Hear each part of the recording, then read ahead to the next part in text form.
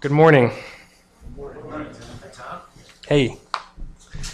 So, I just want to say that, I don't have like a PowerPoint or anything like that. And I told Ben before the meeting, he was like, oh, do you have anything where you need to set up for the computer and everything? I'm like, no, I don't actually really want to do that because I feel like it actually takes away from, like trying to like really speak from the heart, trying to really just kind of like get out what's in here, and kind of like the PowerPoint kind of sticks you to a certain platform, and I just don't like that. So I'll do my best, and I just want to say before we get started that Jody and I feel very blessed to be part of this fellowship, and we just are so happy, and we just love having all of you in our lives, and I mean that sincerely. Everyone in this room has, I think, in one way or another, had a strong impact on our lives and on our marriage. So I want to thank you for that. And don't you feel blessed sometimes to have this fellowship? I love it. That's right, Jay. Absolutely. Yep. All right, so I have notes, and I'm going to get started. And I want to talk today about something I think is sometimes a little hard. It's maybe a little elementary for people who have been Christians for a really long time.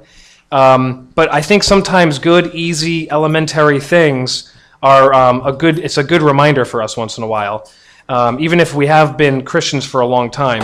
And if you think about it, like Jesus actually spoke a lot in parables, and he didn't get into the Old Testament and dive into like really complex things all the time. He actually just spoke in really easy ways for people to understand. And the disciples would ask him, they're like, "Jesus, why do you always speak in like parables and stories?" And he's like, "Because I'm speaking so that people can understand what I'm saying." And then he would explain his parables. So I think that's good. I think we should do that more. And I think it's a good philosophy in teaching is to keep it simple. KISS, keep it simple, stupid. So it's important. So all right, so here's where I'll start. I'm going to set the stage with my introduction to the teaching. So I feel like Christianity and a commitment to a godly life is under assault in a plethora of different ways. And if you just turn on the television screen, you can pretty much see it within 5 seconds, okay? Everything that is sinful, overindulging, sensuality, having just bad thoughts in your heart, all of it is glorified in our culture, okay? And anything good, like marriage, godliness, being a good parent, standing up for what's right, all of that is always displayed in this light of that person's oftentimes shown as like a bigot or some sort of negative connotation attached to it. Most television shows will glorify the main male figure who has a tendency to constantly go out and party and get drunk, and then the figure who says, "No, you know what, be good to your wife and be a good parent." That's always kind of shown as like this old-fashioned notion, and I hate that. I can't stand seeing that. So I think that we have to, as Christians, I think we have to look at the value of commitment to God and a godly lifestyle. And I kind of thought, I'm like, all right, so what is a commitment to a godly lifestyle? And I thought there's a couple things that we can kind of break down to it. And some of this applies to some of you and some of it doesn't. So if it doesn't apply to you, I'm sorry, but I think you can still get something from it. I think there is a need in our culture and society, and a need for us to be committed to marriage, to be committed to being a really good parent, and being committed to living a godly lifestyle, and more importantly, the most important, is being committed to an actual relationship with God, okay? And making a commitment to something is really like very hard, okay? It's not easy at all. In fact, Ben, do you have the ability to pull up scriptures? Can you pull up Matthew 16:24? Jesus actually says that if you commit to me, it's actually going to be really hard for you. Okay, he says that like a lot in the Bible. Paul says that like if you are going to follow Christ, like it's going to be really tough and you're going to be persecuted and it's going to be awful. And that sounds really depressing, right? We're like, oh, that sounds awful, because a lot of times we want it to be about, oh, yes, rah, rah, rah, like I'm a Christian and I'm always happy and I'm always joyful. And we should be, but we also have to, at the end of the day, like Keith said in the opening, we have to make Jesus our Lord, not always just our Savior. And that's really actually very difficult because we're human beings and we like to do what we want to do, right? So Matthew 16, 24, I'm going to do 24 through 26, Ben. So let me just read that real quick with you guys. Then Jesus said to his disciples, if anyone wishes to come after me, he must deny himself and take up his cross and follow me. For whoever wishes to save his life will lose it, but whoever loses his life for my sake will find it. For what will profit a man if he gains the whole world and forfeits his soul, or what will a man give in exchange for his soul? So let's just go right to verse 24. And he says, you must deny yourself and take up your cross and follow me. So that is like the opposite of what the world tells us every single day when we see the news, when we see television shows, when you go to school, if you're a student, what your teachers tell you. This is the opposite of what every other worldly person in your job tells you, right? Because everybody in the world says, hey, you only get one life. You got to live it the way you want to live it, right? Or, don't let anybody hold you down. I always hear stuff like that all the time. Don't let anybody hold you back. If you're not in love with your spouse, then you just move on. You do what's best for you. And so everything's about us, right? That's what the world tells us all the time. But Jesus says very specifically to take up your cross. That's like a really powerful statement. I think one of the most powerful statements that Jesus made he is literally saying to carry your cross. And if you think about what that means, like carrying your cross is actually, when you were carrying your cross, you were carrying it to your own death.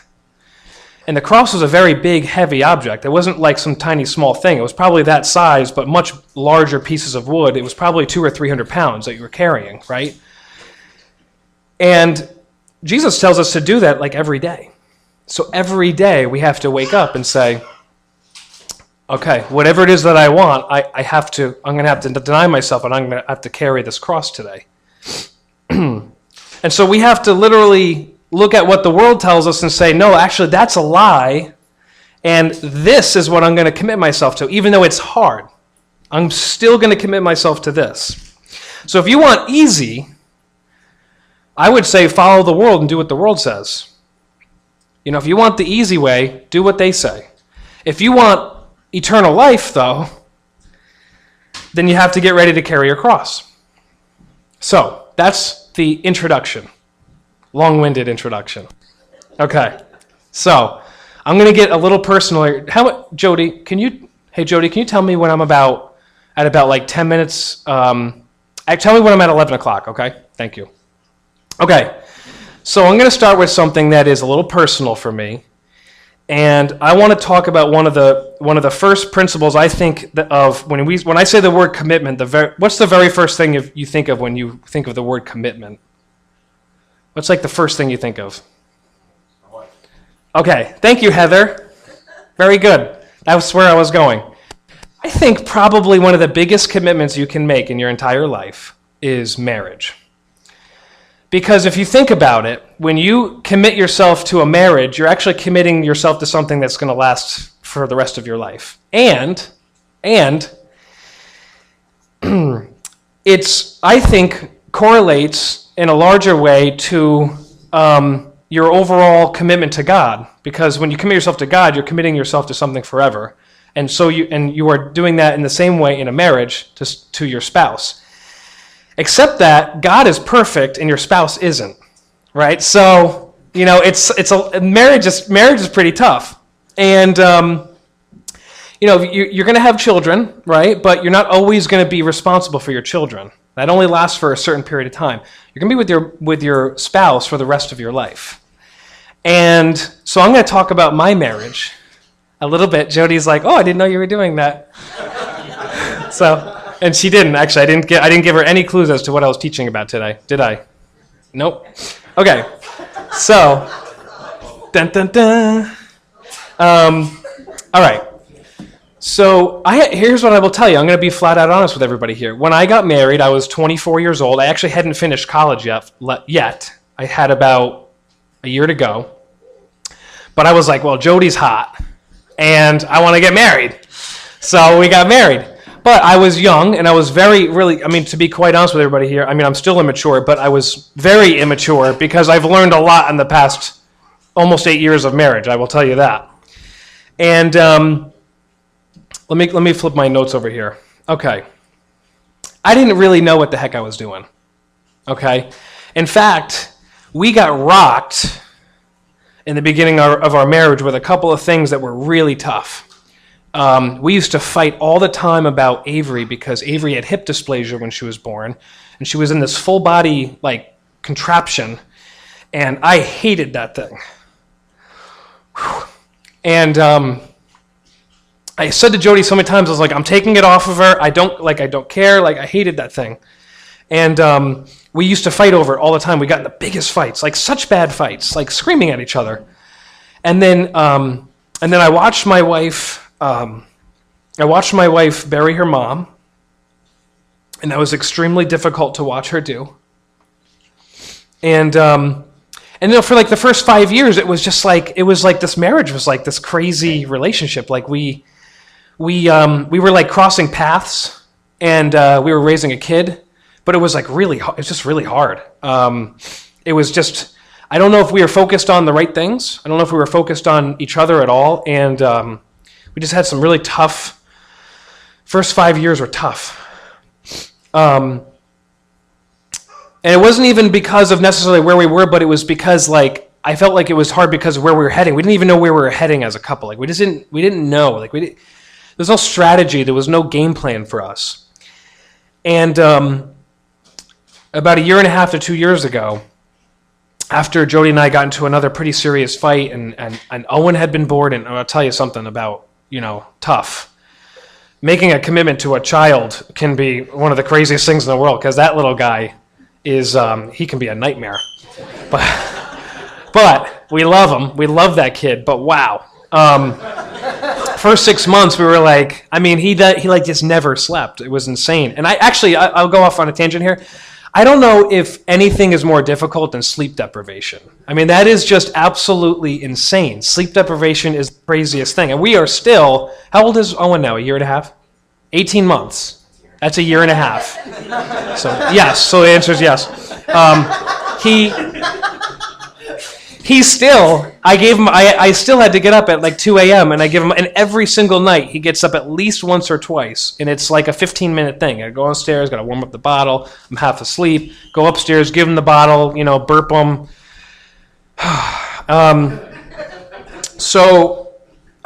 Where was I? Anyway, Owen was just born, and we were just Jody and I were just we're having such a hard time. So I got a couple of guys in the fellowship that I really respect, and I sat down with them, and I was like, listen, I don't know what to do. I'm not doing a good job as a husband. I can't figure this out. And I got some really good advice from these two guys. And the one thing that really, really stuck with me is something that it sticks with me every single morning when I wake up. And they said to me, they were listen, they're love is not something that you just feel and then act on. It's actually something that you choose to do, and then when you choose to do it, the feeling comes later. And I was like, all right.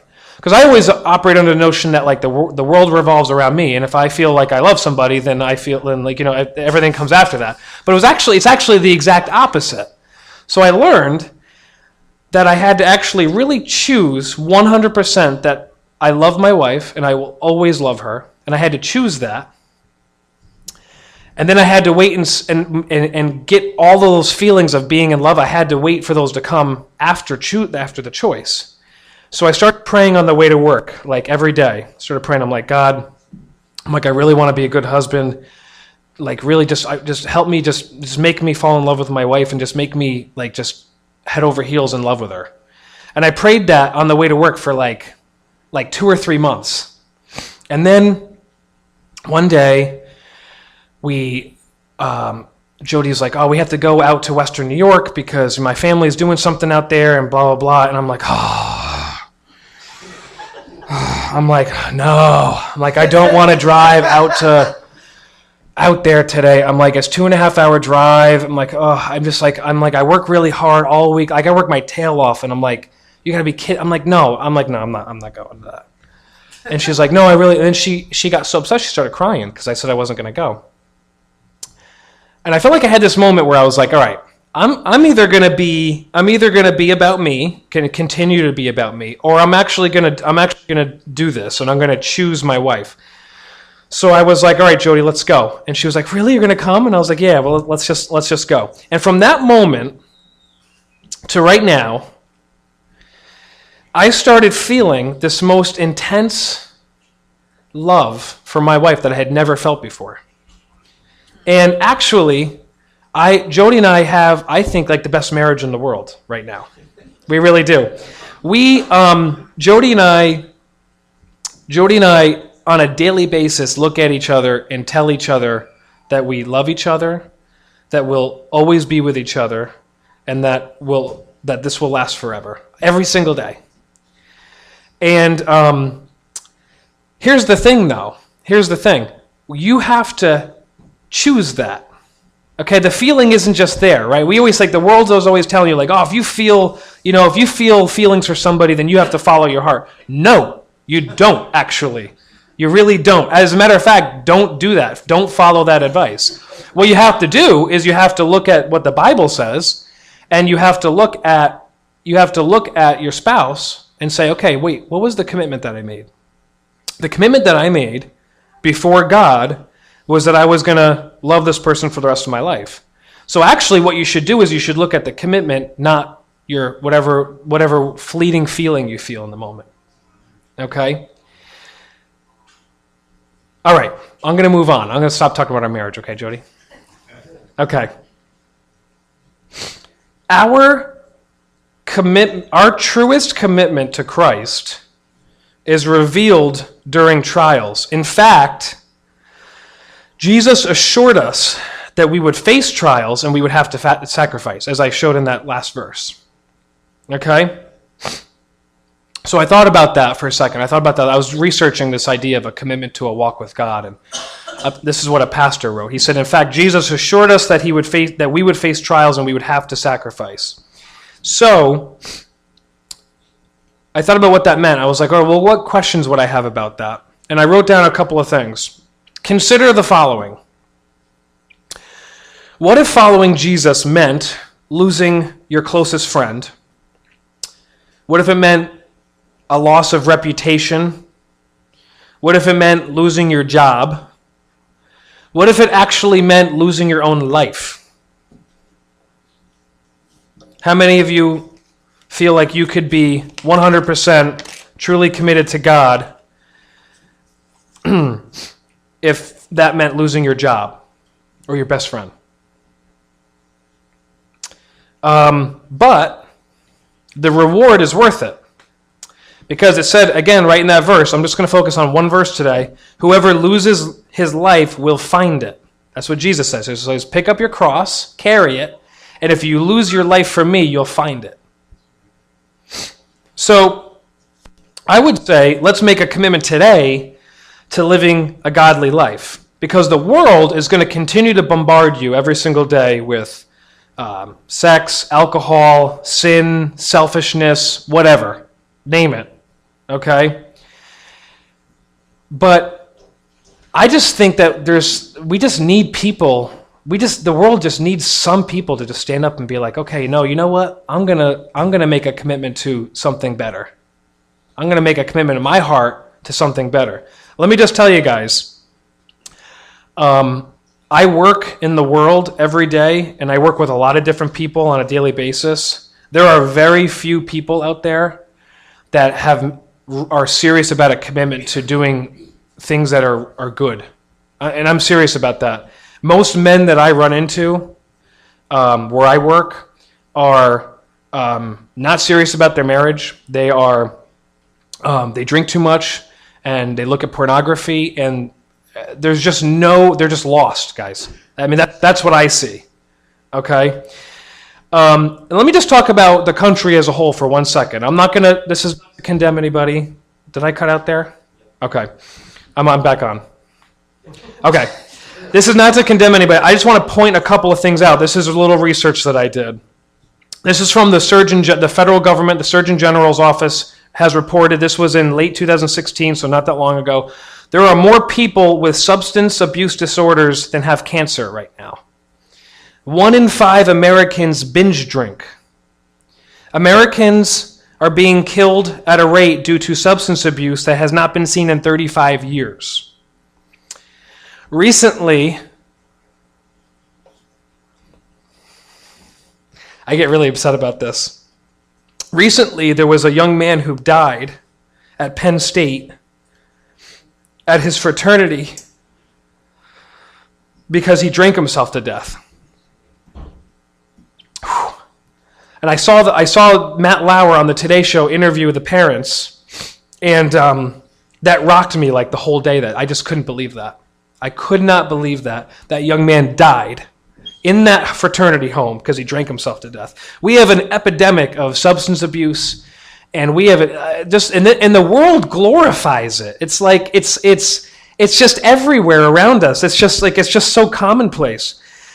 And I have 2 best friends in the world, and one of my best friends who, this is a guy, he doesn't live around here, but we talk on the phone probably at least once or twice a week. Always catching up with each other. We don't want our relationship to separate. So we want to be close friends, and even though we can't see each other that often. And he called me up 2 or 3 months ago. He was like, "Hey, Tommy." I'm like, "Hey, what's up?" He's like, "Listen, he said, I'm not doing well." And I was like, now, if you knew this guy, this is a guy that is the happiest, happy-go-lucky, just the best dude in the world, right, Jody? Best heart in the world, this guy. I'm just an amazing guy. I was like, what do you mean you're not doing well? And he was like, he actually said this to me on the phone, and I just couldn't believe he said this. He said, "I'm wallowing in despair." And I was like, "Dude, what are you talking about?" And he said, I'm an alcoholic. Like, he said, I can't live without alcohol. I need to go to rehab. I was like, what? Every time I hung out with the guy, we always had beers, and he always drank a lot more than me, but I just, I never thought twice about it. I just was like, oh, that's what he does. He's always happy. He's always in a good mood. He's always ready to hang out. And I realized, it was right in front of me the whole time. He had struggled with this, and now it was destroying, he actually says to me, it's destroying my life. And I was like, whoa. That was like 2 months ago that I had this conversation with this guy. And all of these things that the world throws at us are designed very specifically to keep you away from that. Okay? Alcohol, drug abuse, pornography, just carefree living, all of that is designed to make you forget about this. Okay? It's all a trap. I want to pick on the guys in the room a little bit here. All right? Jesus showed us that overcoming this type of sin was actually possible. Remember that Jesus was fully man. Jesus was tempted in the desert by Satan, and he was tempted with 3 things. Hedonism, which is basically hunger or satisfaction of your wants, your bodily wants. Egoism, which is temptation of giving of power or might. And he was tempted with materialism, so basically the promise of being wealthy or having lots of money. And Jesus was able to actually look at all of those things and say, no. So he denied himself when he was hungry. He denied himself wealth. He denied himself power. And remember that Jesus was fully man, okay? He had the same biological need to eat that we do. And when I have a biological need to eat, I eat a hamburger. I don't say, no, I'm not going to eat. It's very difficult. So what the world offers us sometimes is very tempting. It is very, very hard to say no. But what they will do, what those things will do, and this is what Jesus knew, is that all they are designed to do is to thwart the truth and to trap you. Okay? So my challenge to many of you in this room today would be to, instead of choosing what the world gives you, choose to love your wife. Instead of choosing, what the world offers you, I'm not going to go into detail because you guys know what I'm saying. Choose to love and discipline your kids. Instead of choosing what the world offers you, choose that you're going to be committed to a godly life. Because I'll end with this. Jesus made the ultimate commitment to us. Okay? Jesus made the ultimate commitment to us. Not only did he deny himself by saying no to those temptations, but even to the point of death. And by the way, his disciples and the people that followed him didn't want him to do what he was going to do. He knew he was going to die on a cross, and he prepared his disciples for it, and they said, why do you have to do this? Even to the point where he was the only one that knew what he had to do and was probably being discouraged not to do it, he still followed through on his commitment to God. And he said, no, I'm going to deny myself. And then he allowed himself to be whipped, scourged, beaten, and then he had to carry his cross up a cliff, up a mountainside, and then allow, nails to be put into his hands and feet. And he died the most brutal death. But he followed through on his commitment to us because the reward was so much greater than not following through on the commitment, right? And it's like we have that same choice every day. It's like the temptation to do X, Y, or Z is always right there. It's never going to go away, guys. It's never going to go away. We're always going to face it. But can we, once in a while, because we're going to fail, but once in a while, can we say, no, you know what? I'm actually going to be the one person that's going to stand up for what's right. Can we choose that? And I guess my challenge to all of you would be, let's try it. That's it.